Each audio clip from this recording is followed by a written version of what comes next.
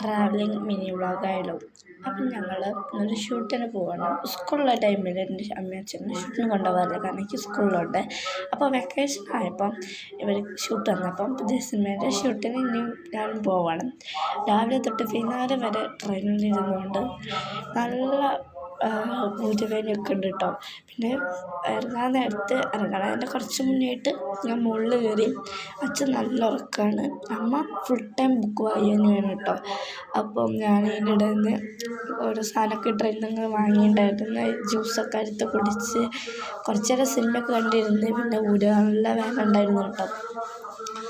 പിന്നെ ഞാൻ അപ്പുറത്ത് ആരടിക്കുന്നതെന്നൊക്കെ നോക്കുന്നു കേട്ടോ. ഒരു ഹിന്ദിക്കാരടിക്കുന്നുണ്ടായിരുന്നു. പിന്നെ ഈ ഫാനിൻ്റെ നല്ല കാറ്റുണ്ടായിരുന്നു. കിടക്കുമ്പോൾ എൻ്റെ ബാഗ് അപ്പുറത്താണ് ഗൈസ് ഞങ്ങൾ. പിന്നെ ഇപ്പുറത്ത് എൻ്റെ അമ്മേൻ്റെ ഒരു ബാഗ് ഉണ്ടായിരുന്നു കേട്ടോ. അമ്മേൻ്റെ ഇടയിൽ ഫോൺ വിളിയായിരുന്നു ഗൈസ്. ഫുള്ള് ബുക്ക് വായന കേട്ടോ അമ്മ. പിന്നെ മുകളിലിരുന്നുകൊണ്ടിരിക്കുക, അങ്ങനെ എന്താ പറയുക, പുറത്തൊന്നും എടുക്കാൻ കഴിഞ്ഞില്ല. കഴിയണം നിർത്തക്കണം എന്നാലും അത്ര കഴിഞ്ഞില്ല. അപ്പം ഇനിയിപ്പം 2-ാം തീയതി വരെ ഞാൻ ഇവിടെയാകും. പിന്നെ ബിസ്ക്കറ്റൊക്കെ കഴിക്കായിരുന്നു ഞാൻ. അമ്മയ്ക്ക് കൊടുത്ത് അമ്മേനെ വിളിച്ചിട്ട് അമ്മയ്ക്ക് കേൾക്കണില്ല ഗൈസ്. പിന്നെ അമ്മയ്ക്കും കൊടുത്ത് അമ്മ ബിസ്ക്കറ്റ് തിന്നിരിക്കുകയാണ്. ഞാനും കുറച്ചെടുത്ത് തിന്ന്. എനിക്ക് വലിയ ഇഷ്ടപ്പെട്ടില്ല ടൈഗറിൻ്റെ ബിസ്ക്കറ്റ്. ഞങ്ങൾ അവിടെ നിന്ന് കയറുമ്പോൾ മേടിച്ച. പിന്നെ അച്ഛനും കൊടുത്ത് അച്ഛൻ എണീറ്റിട്ടുണ്ടായിരുന്നു കേട്ടോ ഗൈസ്.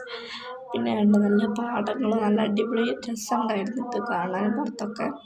എനിക്കൊരു ബുക്ക് എടുത്തിരുന്നു, ഞാൻ വായിച്ചിട്ടൊന്നുമില്ല. അമ്മയാണ് ഫുൾ ടൈം വായനയായിരുന്നു. അച്ഛൻ്റെ കണ്ണാടി പിടിച്ചിരിക്കുകയാണ്. പിന്നെ കണ്ടൊരു ഹിന്ദിക്കാരൻ ബാക്കിലിരിക്കുന്നുണ്ട് ഗൈസ്.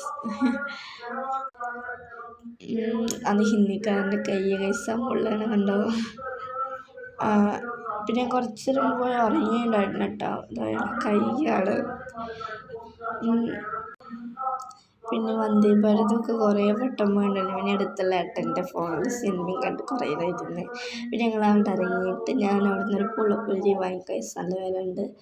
പിന്നെ ഒരു ഫുഡൊക്കെ കഴിച്ചതിന് ശേഷം ഒരു കാറിൽ പിക്ക് ചെയ്യാൻ വന്നു കിട്ടും.